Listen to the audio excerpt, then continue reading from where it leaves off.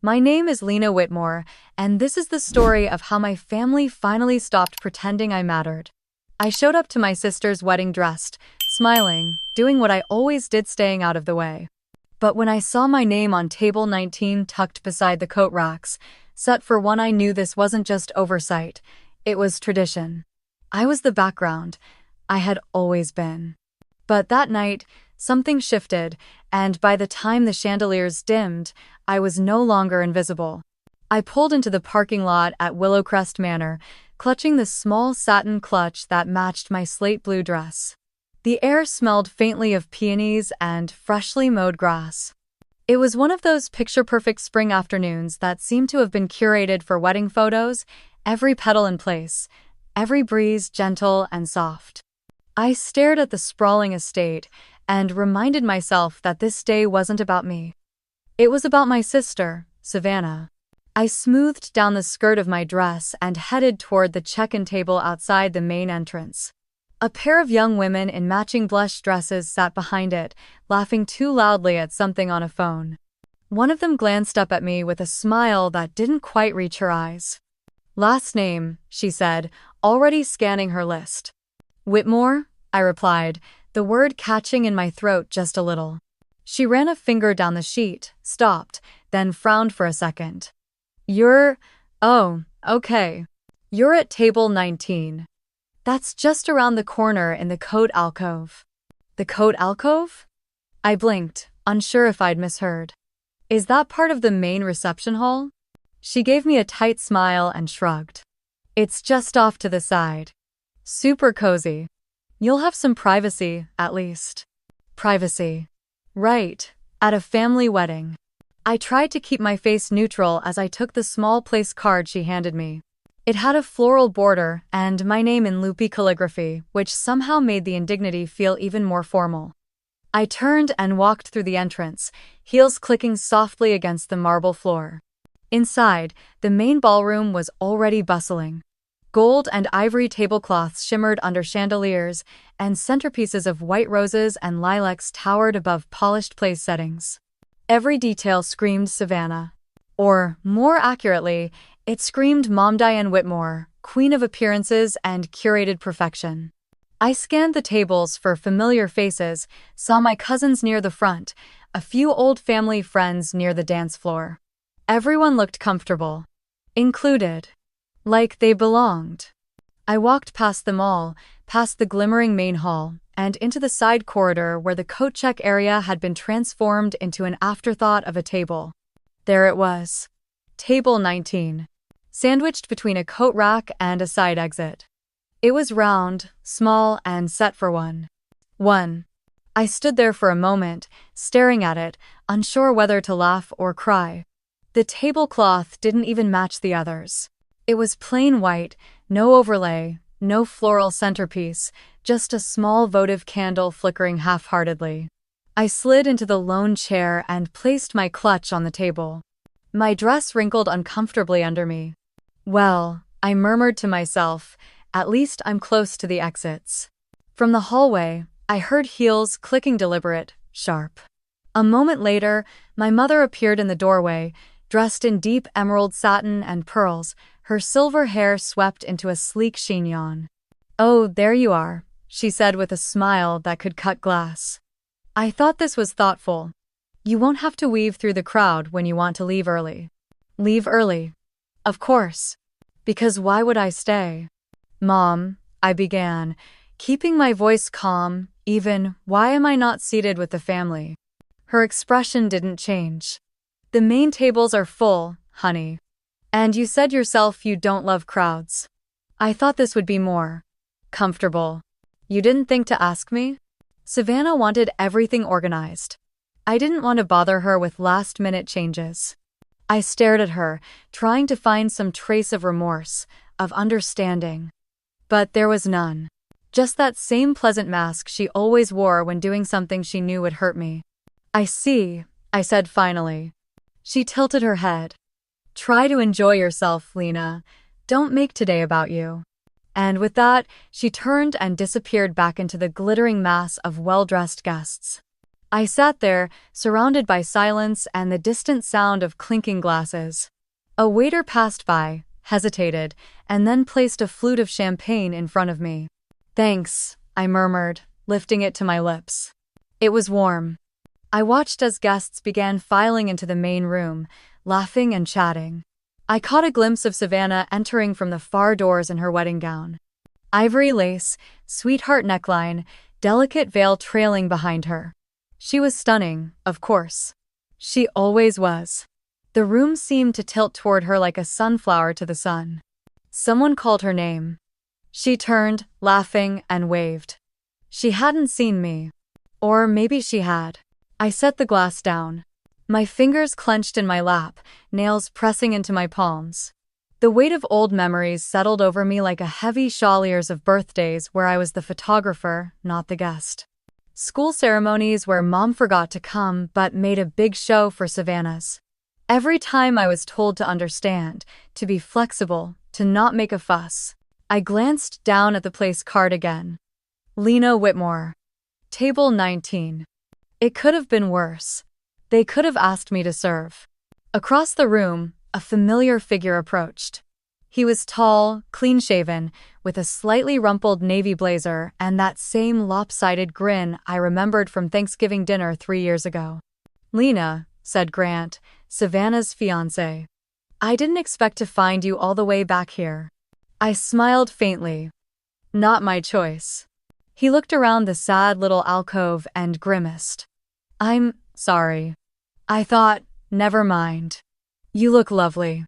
"Thanks," I replied, unsure of what to do with the compliment. He hesitated, then said, "Savannah's lucky to have you here." I looked at him, really looked, and saw the small crease between his brows, the way his hand tapped nervously against his thigh. "You okay?" I asked. He opened his mouth, then seemed to think better of it. "I just hope she's not making a mistake," he muttered, almost too low for me to hear. He blinked. "Excuse me?" "Nothing." He smiled quickly, too quickly. "Enjoy the ceremony." And with that, he vanished into the crowd. I sat back, heart beating a little faster, watching the doorway he'd disappeared through. For the first time that day, I wasn't just humiliated. I was curious. The music shifted to a delicate string arrangement, signaling that something or someone important was about to happen.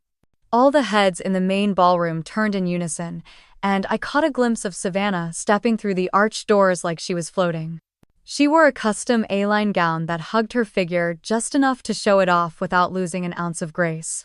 The lace sleeves shimmered under the crystal chandeliers, and her cathedral-length veil trailed behind like something out of a bridal catalog. She wasn't just the bride, she was the star of her own movie.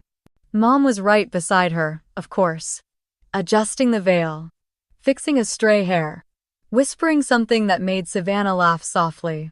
The two of them looked like a perfect painting of mother-daughter harmony, completely unaware, uninterested that I was watching from the shadows like a background character.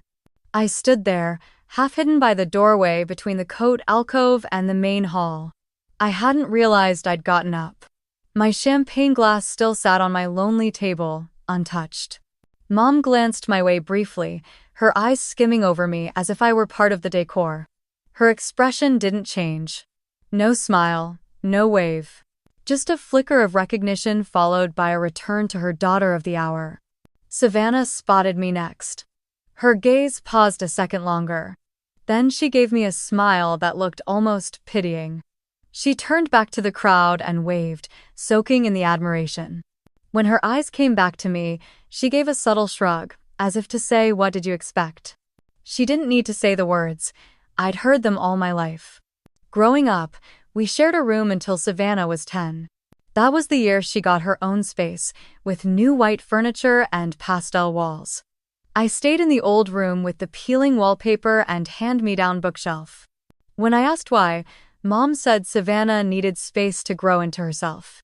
When school dances came around, Savannah always had a new dress from a boutique downtown. I wore a borrowed one from our neighbor's niece. Even then, she never thanked me for keeping quiet about it. And when I got accepted to a summer science program in Boston, something I'd worked for all year, Mom said we couldn't afford the travel. A week later, Savannah got tickets to a performing arts camp in Chicago. I didn't even ask how they paid for that. I knew. It wasn't just about favoritism, it was a pattern. A framework. I walked back to my table, heels echoing louder than I meant them to. I sat down just as a small group of guests arrived and were directed to the nearby tables. No one approached mine. Not even a passing glance. It was like I didn't exist in their version of today. A few minutes later, Mom came sweeping through again, her face glowing with effort and pride. She stopped by my table as if doing a final inspection. "You're all settled?" she asked without waiting for an answer. "I am. Thanks for the quiet spot." She smiled, clearly missing the sarcasm or choosing to ignore it. "It's easier for you here," she said, eyes scanning the room. "Less pressure, no small talk." "Is that what this is? A kindness? I thought you'd appreciate not having to be in the middle of everything." "Of course. Because God forbid I ever take up space." She straightened a votive candle on my table that didn't need straightening. Then she looked at me, really looked, for half a second. "Let's not make today difficult, Lena." I wasn't planning to. She gave me one more cool nod, then disappeared again in a swirl of satin and perfume. I sat back, watching her go, the air around me stiff with unspoken things. My fingers toyed with the edge of my place card. A waiter dropped off a small plate of hors d'oeuvres. I picked at it, appetite gone. Savannah had always known how to shine. Even when we were kids, she had this way of drawing light to herself. It didn't matter if it was a school play or a family barbecue. People just gravitated to her. And I'd learned early on that the easiest path was not to compete, to shrink. To make myself useful instead of visible. But something about today made the old bargain feel especially bitter. My phone buzzed on the table. A text from Daniel. "Stuck in traffic. Be there soon. You okay?" I typed back quickly. "Yeah. Just scenic views from the coat section." He sent back a single heart emoji. I stared at it for a moment, grateful and a little embarrassed by how much it helped. A loud round of applause broke out from the main room. I turned my head just in time to see Savannah and Grant take the stage. She was glowing, arm linked through his, posing as cameras flashed around them. Grant's smile looked practiced. Not fake, exactly, just careful. He caught my eye briefly and looked away fast. I filed that away. Savannah raised her champagne glass and said something I couldn't hear. The room erupted in laughter. She tossed her hair, basking in the moment. My mother dabbed her eyes with a linen napkin. Like this was the culmination of everything she had ever worked for. Maybe it was. I stood again, unable to stay still. I moved toward the edge of the ballroom but didn't cross the threshold. I couldn't. Not with everyone watching her. Not when I didn't belong in the frame. So I stayed in the margins. Again. 4 years ago, I flew home for Thanksgiving after taking a last-minute case that kept me in Seattle longer than expected. The leaves in Asheville were already turning, and the air had that cold snap that made every breath feel sharper than it should. Mom greeted me at the door with her usual efficiency, not warmth. She was wearing one of her wool cardigans, hair perfectly set, and gave me a quick once-over before saying, "I hope you didn't bring laundry. The machine's acting up." No hello, no hug. Just logistics. I smiled tightly and stepped inside. The house hadn't changed, same muted tones, same arrangement of family photos along the staircase. Except the photos had. One of mine had been replaced. Savannah again, in a graduation robe, this time from culinary school. Centered, framed in gold. I glanced to the far corner, where mine used to be. Empty hook. "I brought a bottle of wine," I said, holding up the bag. "That's nice," she replied, already walking toward the kitchen. "We have plenty, but sure." I told myself not to take it personally. That had become a reflex.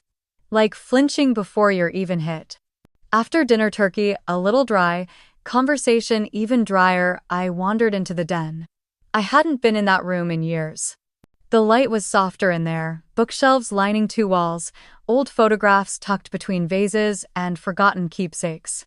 I used to love curling up on the old leather chair in the corner, escaping into a book while the rest of the house buzzed around me.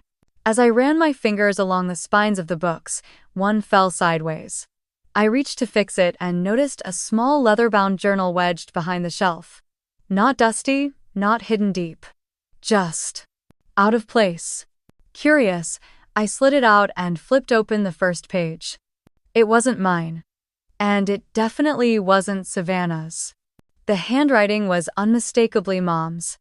Elegant cursive, meticulous loops and margins.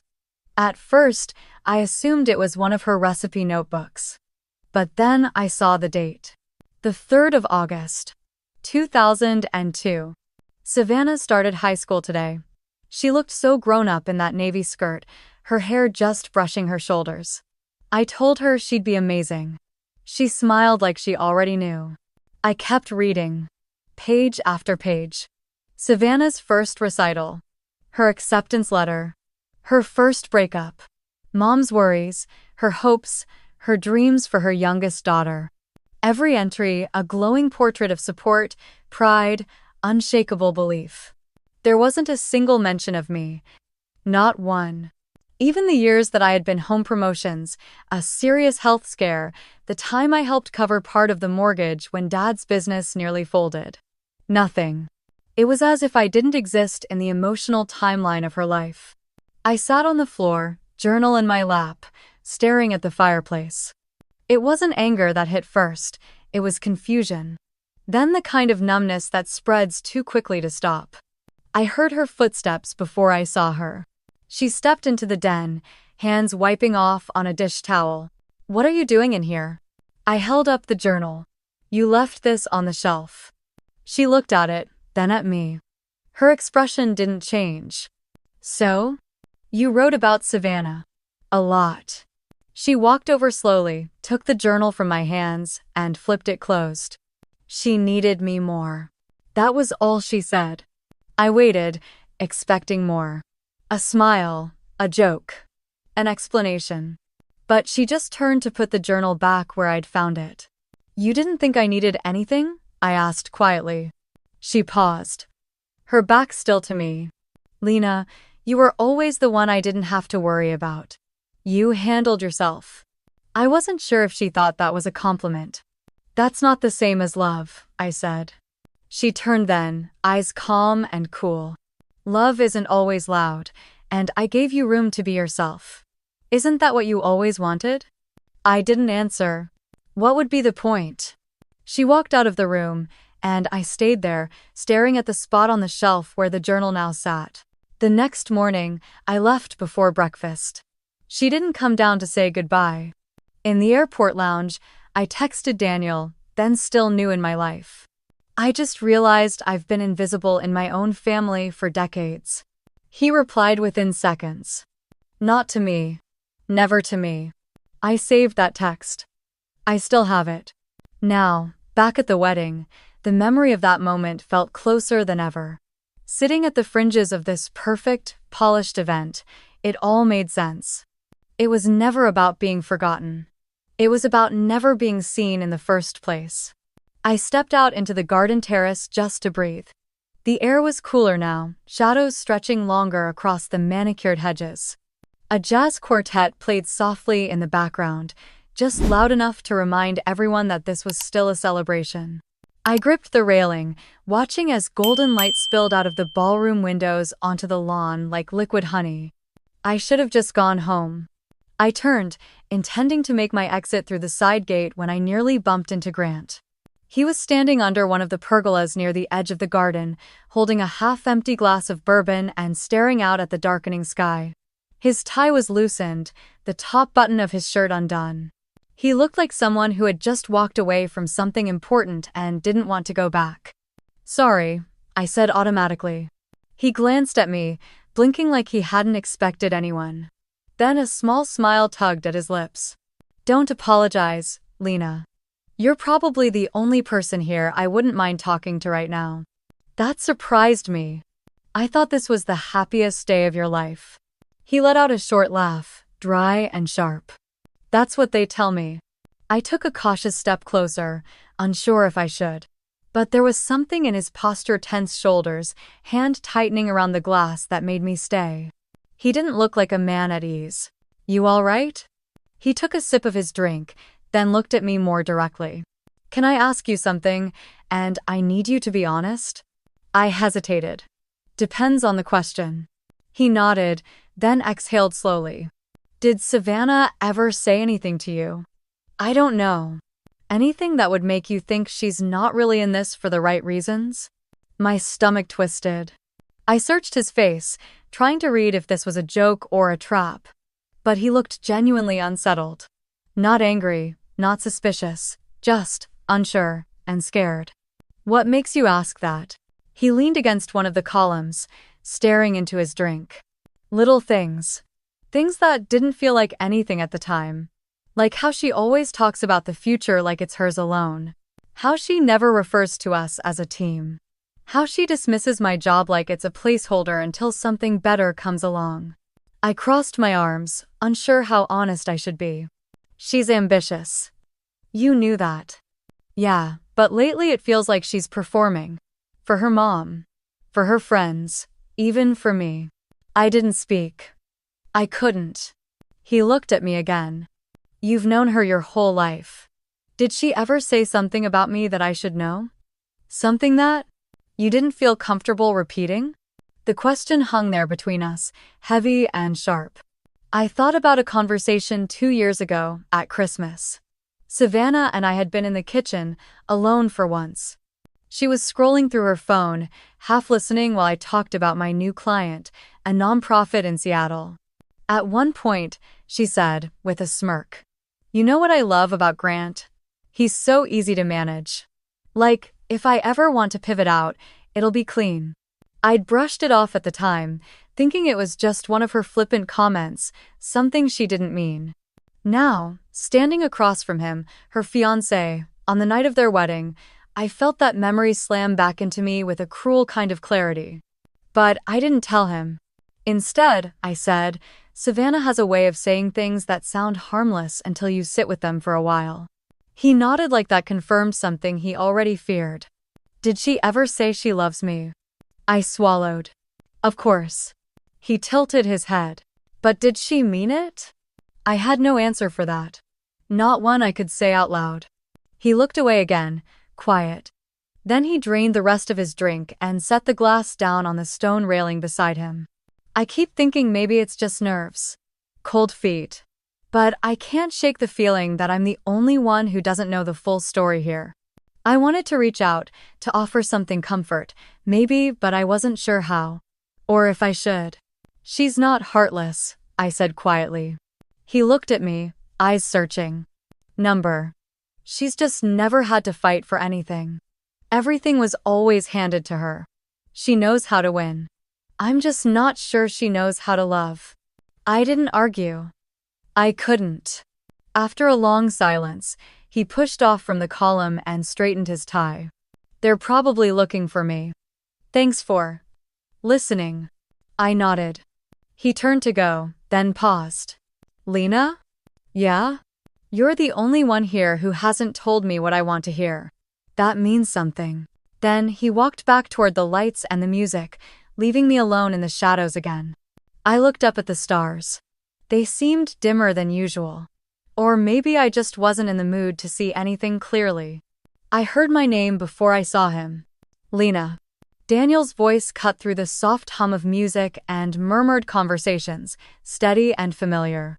I turned to see him weaving his way through the crowd near the garden steps, dark blazer slightly wrinkled, tie loosened, a sheen of apology in his eyes. Sorry I'm late, he said, reaching for my hand as soon as he got close enough. Traffic from Durham was a nightmare. I let him hold my fingers a moment longer than I usually would in public. His grip anchored me. You made it, I said, and I meant it more than I thought. He looked around, brow tightening as he took in the scene. The music. The lighting. The table set by the coat racks still in full view through the glass doors behind me. They sat you there? I nodded, almost laughing at how absurd it sounded out loud. By the drafty exit. It's thoughtful, apparently. He let out a breath through his nose, not quite a laugh. Jesus. I leave you alone for 2 hours and they demote you to coat check. We moved to a quieter corner of the terrace, away from the flow of foot traffic. There was an old stone bench shaded by an oak tree, half forgotten in the layout of the venue. We sat there like we'd done this 100 times, and in some ways, we had finding the edges of a party to exist on our own terms. Daniel reached into his coat pocket and pulled out a wrapped protein bar. I thought you might not have eaten, he said. That, or you were surviving on champagne and invisible hors d'oeuvres. I smiled and took it, my stomach reminding me I hadn't touched anything real since noon. He watched me unwrap it, then leaned back, his arm brushing mine. Want to talk about it? Which part? All of it. I took a bite, chewed slowly, then said, Savannah's glowing, Mom's in her element, and I'm back in my assigned role as the invisible sibling. Daniel was quiet, a beat too long. You've always deserved better from them, you know. Yeah, well, deserving's never been the issue. He didn't press, just let the silence stretch gently between us. It was one of the reasons I loved him. He didn't fill space with noise. He waited for what mattered. Finally, he said, you remember what happened the last time you tried to fold yourself small enough to fit into their version of normal? I nodded. I didn't need reminding. But the memory arrived anyway. 3 years ago, I'd moved back east to help Mom after her surgery. Took a leave from the firm. Let Savannah stay in my apartment while hers was being renovated. Handled errands, cooked, showed up. And in return, I got whispers about how I was overstepping. Taking too much space. Making things about me. It was around that time I found out Savannah had slept with Jeremy. My then boyfriend. Someone I'd introduced to the family at a summer barbecue. She said it had just happened. That he came on to her. That she thought we weren't serious. I'd packed a suitcase and left for Seattle within a week. I didn't return for almost a year. Daniel was the only one who reached out during that time. The only person who said, you didn't deserve that, you don't have to keep paying for being the strong one. I think I thought. If I kept forgiving them, one day they'd see me, I whispered. He turned toward me. But at what cost? I looked down at my hands, palms open in my lap. The weight of every past slight sat there like old stones. You keep giving grace to people who've never earned it, he said. And every time you do, you lose a little more of yourself. It's family. So? Family doesn't mean free passes forever. I met his gaze. There was no judgment there. Just concern, just truth. You're allowed to say this hurts, Lena. You're allowed to not excuse it anymore. I felt something shift in my chest. Not relief. Not yet. But a loosening, like the first breath after holding your lungs too tight for too long. He reached out and brushed a piece of hair from my face. You're not her shadow, he said. You never were. But they'll keep casting you there if you let them. I nodded, suddenly tired. Let's leave soon, I said quietly. He stood first and offered his hand. Whenever you're ready. We walked back toward the building, the noise and light washing over us like a tide. I paused just before the doors, catching my reflection in the glass. Not smaller. Not invisible. Just me. And for the first time in a long time, that felt like enough. The music from the ballroom had started to swell again, muffling the sounds of clinking glass and laughter as I stood with Daniel near the back terrace. I was just beginning to let my guard down when I saw Eleanor's silhouette darting toward us, her heels clicking faster than decorum allowed. Lena. Daniel. Come with me. Now. You too, Grant. Her voice was low but urgent. Daniel straightened beside me. I spotted Grant a few feet away, talking to one of his groomsmen. Eleanor barely gave him a chance to excuse himself before motioning sharply for him to follow. We all trailed her down a narrow hall behind the kitchen, through a side corridor rarely used by guests, until we reached a private lounge reserved for vendors and staff. Eleanor closed the door behind us with more force than necessary. I'm sorry for the drama, she said without preamble. But this can't wait. She pulled out her phone, hands tight and deliberate. Her fingers shook ever so slightly as she opened the screen and held it out to Grant. This just came in. From Tessa's stylist. Ray. It wasn't meant for me, it was a mistake. But you need to see it. Grant took the phone, confusion flickering in his eyes as he tapped the image to zoom in. I watched his expression dissolve. First disbelief, then something deeper, almost like betrayal wasn't new to him, just that it was never supposed to come from someone like her.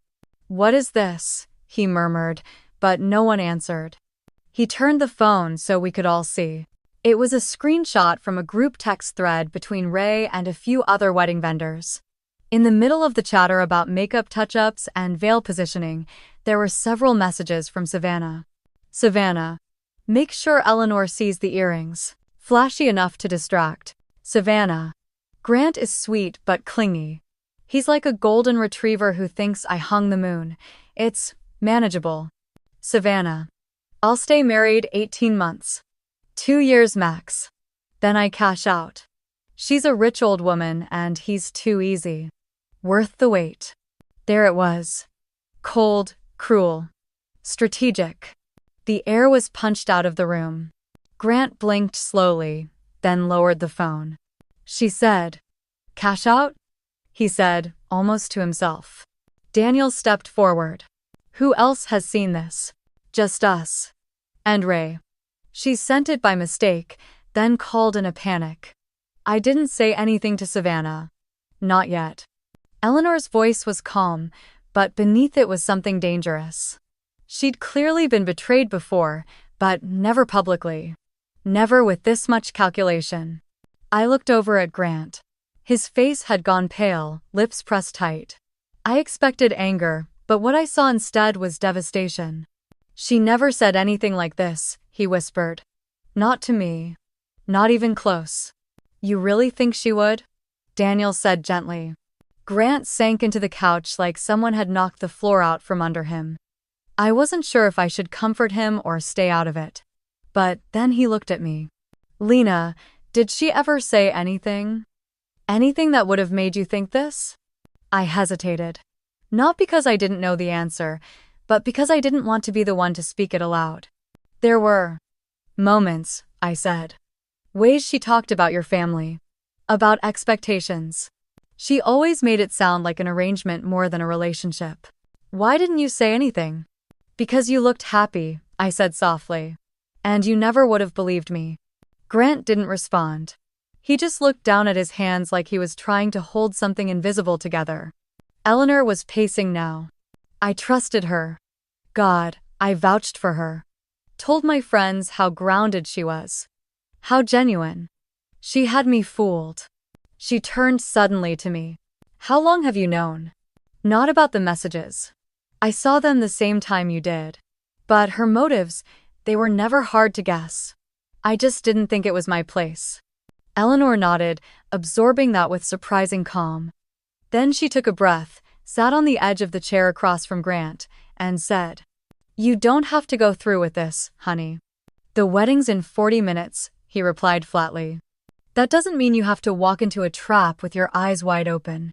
Silence fell again. Daniel finally spoke. If you need to call it off, I can help handle the legal side of things. Quietly, cleanly. No media, no social scandal. It's doable. I was reminded, in that moment, how much strength Daniel carried. Not in a loud way, but the kind that filled a room and anchored it. I reached for his hand and squeezed it. Grant stood up slowly. I need to talk to her. Alone. We all nodded. He walked out without another word. When the door clicked shut behind him, Eleanor turned to me again.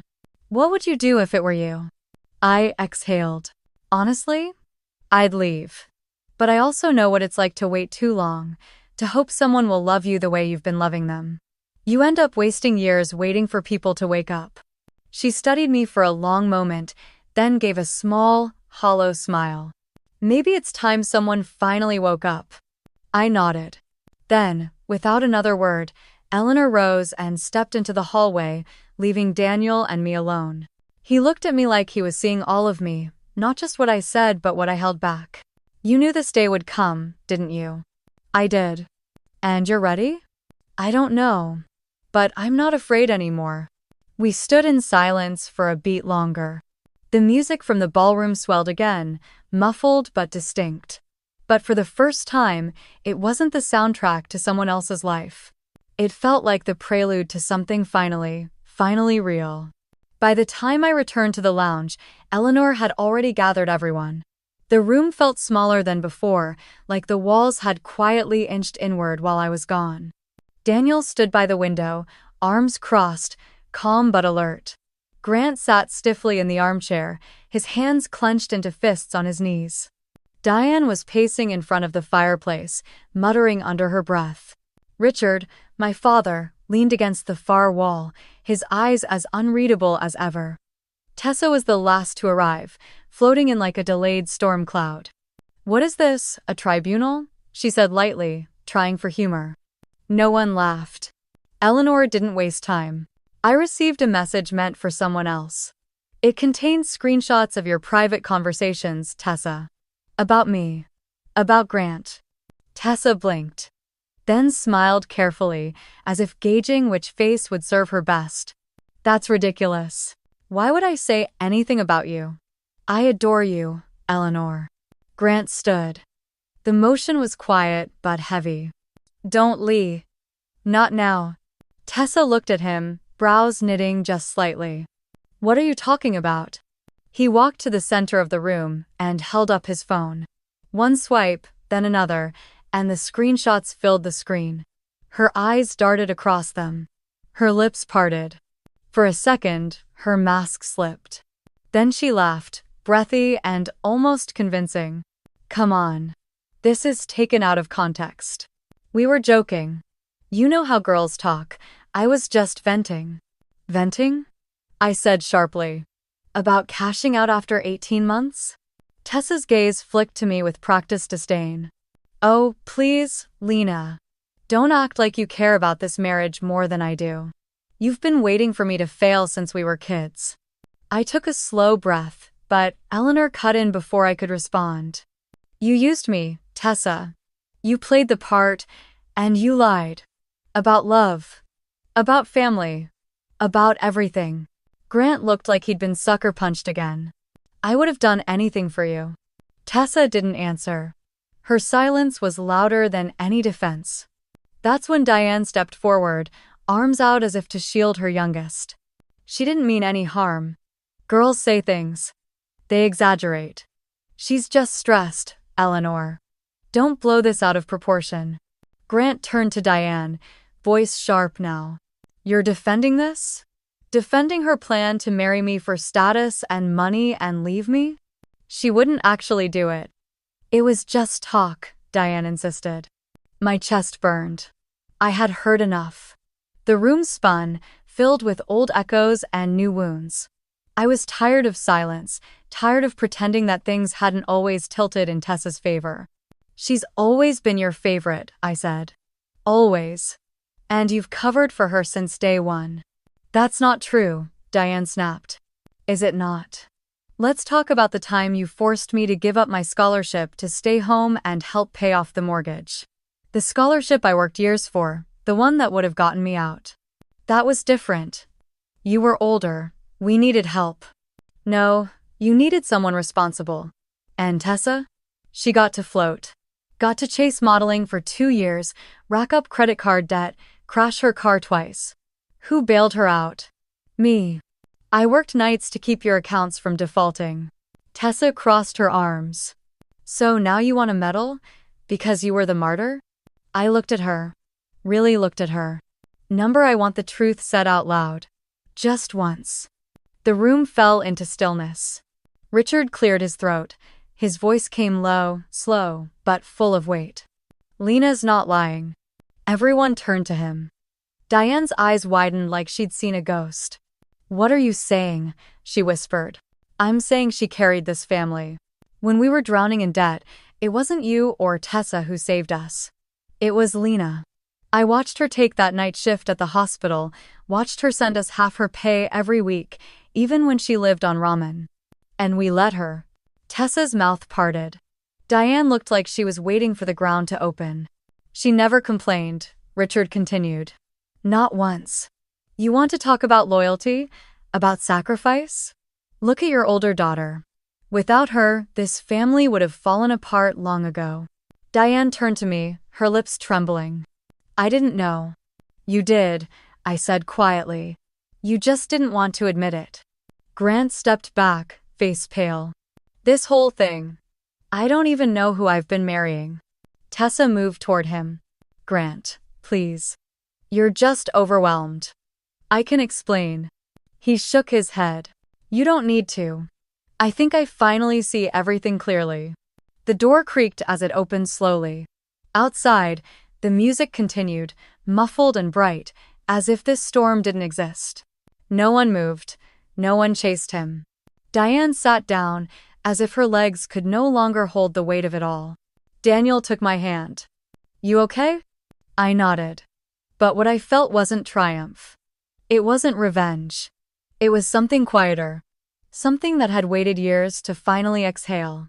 The room hadn't cooled down, but the atmosphere had turned glacial. Everyone stood in a circle, physically close but emotionally scattered. I felt the fracture lines growing beneath us, deep and old. Grant cleared his throat and stepped forward, holding a thick envelope. I wasn't planning to bring this up tonight. But after what Eleanor showed us, I don't think silence helps anyone anymore. He opened the envelope and laid out a series of documents on the coffee table. Bank statements, credit card bills, screenshots of transaction logs. Tessa's eyes barely flicked down at them. She kept her posture rigid, like if she didn't blink, the storm might pass. Grant pointed to the first page. This is my Amex. I let her use it once for a deposit on the venue. After that, I stopped paying attention. I trusted her. His voice caught for a moment before he continued. Over $32,000. In less than 5 months, bridal couture, spa retreats, designer bags, plane tickets to LA twice. All booked under her name but charged to my account. He flipped to the next sheet. Then there's this. 2 separate wire transfers from my savings and authorized. One went to an account under the name Coastal Bloom Events. Except that company doesn't exist. It's an LLC registered to Tessa's apartment address. I had my bank investigate. Tessa finally spoke, her voice small but sharp. I told you I was taking care of wedding logistics. That's what that was. Grant looked up, disappointment blanketing his face. You hired yourself and paid yourself with my money? Tessa's lips pressed into a tight line. No answer. Eleanor leaned forward, eyes narrowed. And what about this? She held up her phone, tapping on a message thread. The stylist Maya accidentally texted me a screenshot meant for someone else. In it, Tessa referred to me as, and I quote, a rich old cow who better stay out of the prenup. Then she called Grant stupidly manageable. A sharp breath escaped from Diane, who had been hovering like a stunned ghost. That can't be right, she murmured. That doesn't sound like Tessa. It was my number, Mom, Tessa snapped. Of course, it sounds like me. Silence fell again, colder now. Colder even than Grant's trembling hands. Daniel broke it, his voice cool and professional. And there's this. As Lena's legal partner, I performed a routine public records search. Tessa had already retained a divorce attorney. The paperwork is dated 6 weeks ago. You don't know what I was going through, Tessa said, standing tall now. Planning a wedding with your family breathing down my neck. Everyone wanted something. I was just trying to protect myself. By stealing? Grant's voice cracked. Or lying. You lied too, she fired back. You lied about loving me when all you ever cared about was what your mother thought. Don't you dare deflect this, Eleanor said, rising slowly from her chair. You planned a marriage like a business deal. And then you filed for an exit strategy before even walking down the aisle. Richard's father cleared his throat. It was the first sound he'd made in 20 minutes. He looked at Diane, then at Tessa. We failed you. That much is clear, but Lena turned to me. Lena has held this family together through everything. Mortgage payments, medical bills, taking care of your grandmother when we couldn't. I didn't do any of that for recognition, I said quietly. Exactly, he replied, and that's why you deserve it. Tessa laughed bitterly. So this is your redemption arc, Lena? Getting the whole room to finally clap for you? I'm not here for applause. I just stopped being the one cleaning up everyone's messes while getting trampled in return. Diane stepped forward, her face pale. I didn't know. About the credit cards, the money. Any of it. That was the problem, I said. You never wanted to know.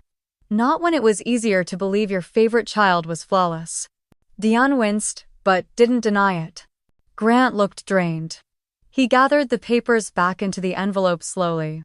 I was going to marry someone who planned her escape before I even proposed. Tessa opened her mouth, but he held up a hand. Don't. I don't need another carefully rehearsed apology. I needed the truth. And I got that just not from you. He looked at me. You always saw things as they were, didn't you? I didn't answer. Some wounds don't need more words. The silence that followed wasn't peaceful. It was the kind that sets in right after a dam breaks before everyone figures out how to survive the flood. Tessa sank back into her seat, all her bravado evaporated. Her makeup perfectly applied hours ago had begun to smudge. Her image, like her plans, was falling apart in real time. I stepped out onto the balcony, the cold air wrapping around my shoulders like a fresh truth. Inside, a family fractured. Outside, I breathed for myself. For the first time, not to keep others afloat. The cold outside was bracing, but the heat inside that room still radiated in waves.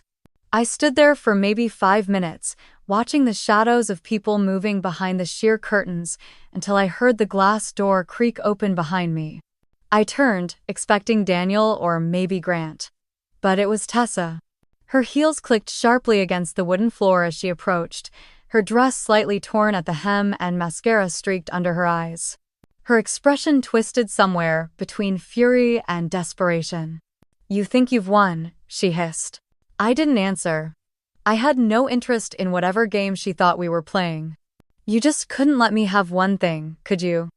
Not Mom, not the spotlight, not even this day. Her voice grew louder. People inside the ballroom probably heard. I didn't flinch. Tessa stepped closer until she was right in front of me, eyes blazing. Then her hand flew up. I didn't move. I didn't raise a hand or brace. I just looked at her, calm. But the slap never came. A blur of movement caught the corner of my eye, and suddenly Eleanor was between us, one hand gripping Tessa's wrist midair, the other steadying her by the shoulder. Enough, Eleanor said firmly. Her voice didn't rise, but it cut cleaner than any scream. Let me go. Tessa shrieked, trying to yank free. You don't get to touch me. She pushed backward, stumbling as her heel caught on the edge of a rug. Her balance gave out, and she tumbled through the open French doors behind us right into the view of the entire ballroom. The music stopped. Conversations died mid-sentence. Every head turned. Tessa scrambled to her feet, dress bunched at the knees, face red with fury and humiliation. She pointed a shaking finger at me. She ruined my life. She planned this. She's jealous and bitter and cruel. No one moved. Not Grant, not Diane, not even the distant cousins pretending to sip champagne. I walked in slowly behind her. My voice, when it came, was clear but quiet. No one ruined anything, Tessa. You did that yourself. A ripple of whispers swept through the room. Grant stepped forward from the center of the ballroom, his face pale but composed. He held a folded document in his hand. For anyone wondering, he said, his voice even, this is a legal annulment agreement. Not signed yet, but dated. I had a copy drafted yesterday just in case. He looked directly at Tessa. You told me you wanted transparency. So here's mine. We're done. There won't be a wedding tonight, or ever. Gasps echoed from one side of the room. Some guests took a step back, unsure of where to look. Diane moved toward her daughter, arms half lifted, but Tessa shoved past her. "You all think I'm the villain?" she shouted. "What about Lena? She manipulated everything." I didn't flinch. I didn't answer. Because I didn't need to. Tessa looked around the room, scanning for someone he knew who might come to her defense. But the silence was suffocating. No one came.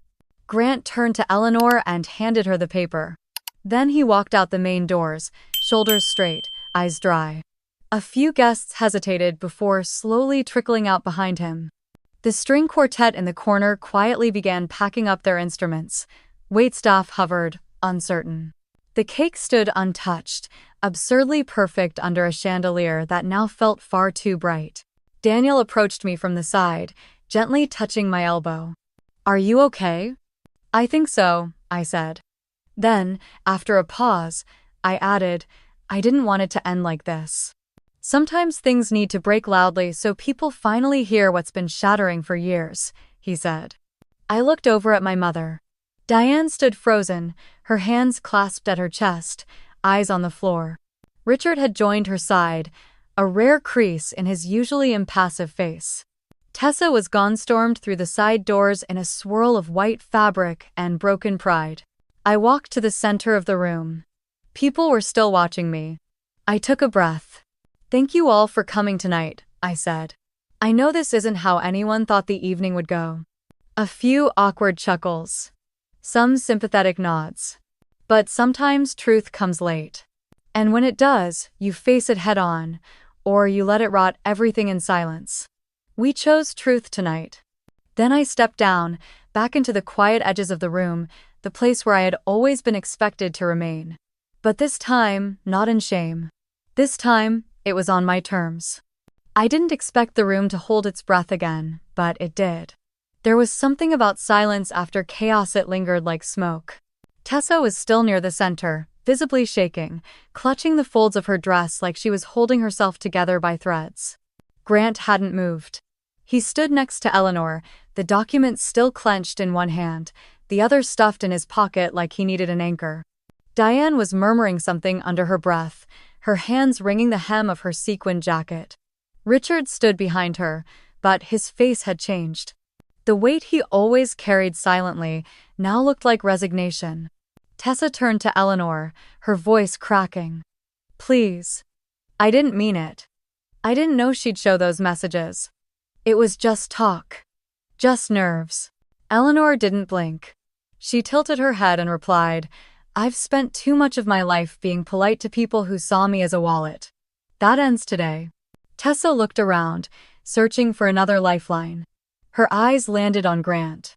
"You know I love you," she said, stepping toward him. "You know I was just overwhelmed." Grant shook his head. "I knew something was off. But I thought it was just cold feet. I didn't think." His voice trailed off. Then, from one of the tables near the back, a man stood up. Tall, sandy-haired, with the cautious energy of someone debating whether to make a scene or a point. My stomach sank. It was Adam. I hadn't seen him in years. He walked forward slowly, stopping just short of the circle. Everyone's eyes turned toward him. "Sorry," he said, glancing at me, then at Tessa. "I didn't plan to say anything tonight. I came because I thought. I don't even know what I thought. Closure, maybe. Curiosity." Tessa's face blanched. Her hands fell to her sides. Adam continued. "I dated Tessa. Years ago, we started when I was with Lena. She told me she was better suited for me, more ambitious. Said Lena wouldn't understand my goals. I was stupid enough to believe her." A ripple of shock moved through the crowd. A few gasps, some people turning away. I kept my face still. My chest, though, felt like it was splitting in two. Not from hurt anymore. From how little surprise I felt. Adam looked at Grant now. "Just know, if she tells you something out of convenience, you might want to dig deeper. She's practiced." Tessa's voice was barely a whisper. "You came here to humiliate me?" "No," Adam said. "I came here because I thought maybe, for once, I wouldn't let someone else carry the whole weight." Eleanor turned to Grant. "I think we're done here." Grant nodded slowly, then turned toward Tessa. I wanted to believe you. I really did. But the truth is, I've been trying to fix things that were broken long before I came along. I hope you figure out what you actually want. Because right now, all I see is someone who uses people. Tessa's face crumpled. She looked at Diane again, her last hope. But Diane had turned away. Her shoulders slumped, her head bowed. Not even a mother's defense left now. I didn't move. I didn't speak. I didn't need to. Tessa finally looked at me. Her eyes no longer held fury. Only something sadder. The loss of control. The fear of being seen as she truly was. This is your fault, she whispered. You waited to destroy me. I met her gaze. I didn't raise my voice. I didn't have to. You destroyed yourself. I just stopped covering for you. She blinked, stunned by the simplicity of it. Eleanor took Grant's arm. Daniel stepped to my side. And the room, which had been holding itself in a tight coil, finally began to exhale. As we walked toward the coat check area fittingly, the same corner where I had been placed at the beginning of the night, I paused. There was something poetic about ending the evening in the same spot it began. But I was no longer the same woman who had stood there hours ago, unsure of whether she even belonged. Daniel took my hand as we sat on the empty bench nearby. You know, he said, I've watched you carry so much for so long, and tonight, you finally let it down. I didn't respond right away. The weight of that truth settled into my bones. I had spent most of my adult life pretending I wasn't hurt. That it didn't matter that my mother loved one daughter more than the other. That it didn't sting every time I was expected to make sacrifices without acknowledgement. Tonight didn't erase all that. But it gave me something else. Closure, maybe. Or simply the ability to stop performing for a family that only applauded when I disappeared into the background. Daniel leaned in. Whatever comes next, you don't have to do it alone. I squeezed his hand. I know. There was movement near the main doors. Guests were beginning to leave, murmuring to one another, careful not to make eye contact. The night was ending, and with it, a version of my family that had long been fractured but now lay exposed under fluorescent truth. One of the servers passed by and handed me a small wrapped slice of cake. Wedding tradition, she said, unsure of everything she'd just witnessed. I took it, smiling gently. Thank you. When she walked away, I placed the cake in my lap and stared at it. Tessa's wedding cake. A symbol of something meant to be sweet, celebratory. Now just another quiet artifact from a day that turned out to be about endings, not beginnings. I didn't eat it. Instead, I stood, wrapped it back up, and walked it over to the trash. I paused, then set it gently on the lid instead. Let someone else decide what to do with it. Daniel opened the car door for me, and as I slid into the passenger seat, I felt something shift. It wasn't dramatic, it wasn't cinematic, but it was mine. That mattered more than I expected. We pulled away from the estate, its glowing chandeliers fading into the rearview mirror. I didn't look back. I didn't need to. A week passed like fog lifting off a lake, slowly, reluctantly. The silence in my phone was louder than anything I had ever heard. I left the family group chat without fanfare, no last message, no dramatic exit. Just a quiet disappearance appropriate, I thought, for someone who had been invisible most of her life. Diane texted me the next morning. I'm sorry. I didn't know it had gone that far. I read the message once. I didn't respond. Maybe someday I'd find the words, but that day wasn't today. I was done explaining myself to people who never truly saw me. Daniel and I had taken a few days off work and rented a small cabin by a lake outside of Asheville. It had rained for 3 days straight, but we didn't mind.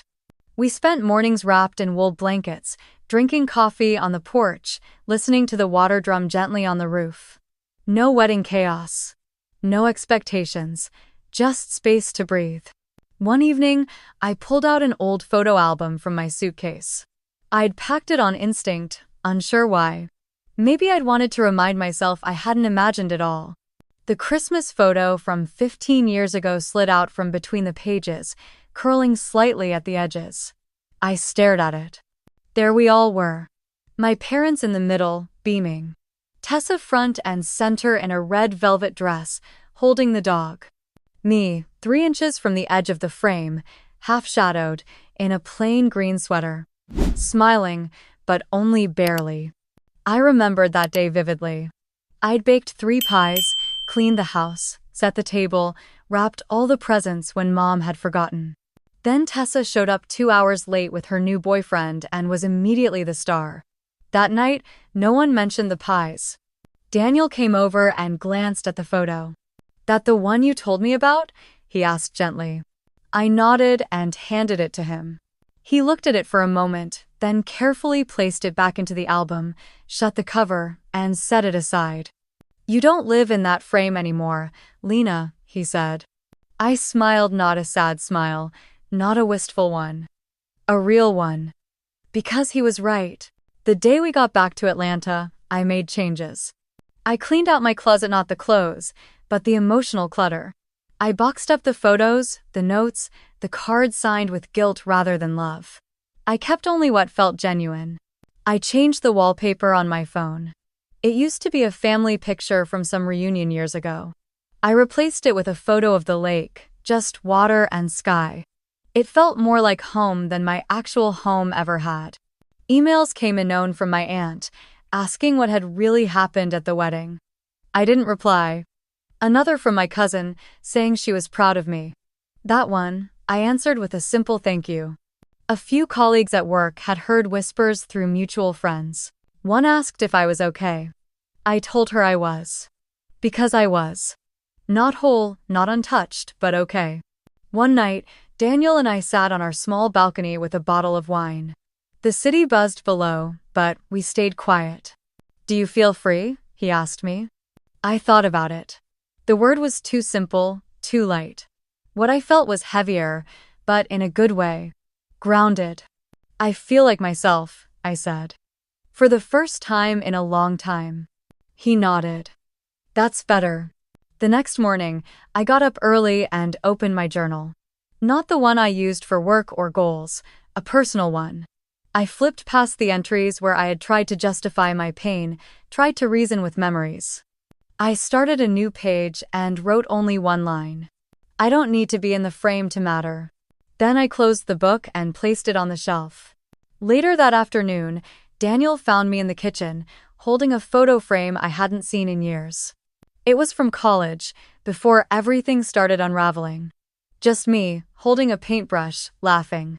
No one else in the picture. "You should hang that," he said. "I think I will," I replied.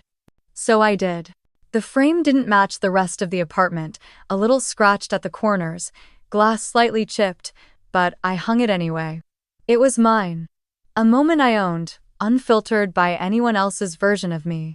That day, I made pasta from scratch. Not because anyone expected it or would praise me for it, but because I wanted to. The small act felt like reclaiming something I hadn't realized I'd lost, a simple joy unmeasured by usefulness. As the water boiled, I thought of my mother. I hadn't heard from her again. No follow-up text, no calls, just silence. And strangely, it didn't hurt, not in the way it used to. There was a time when her silence was the loudest thing in my life, echoing like a hollow through every choice I made.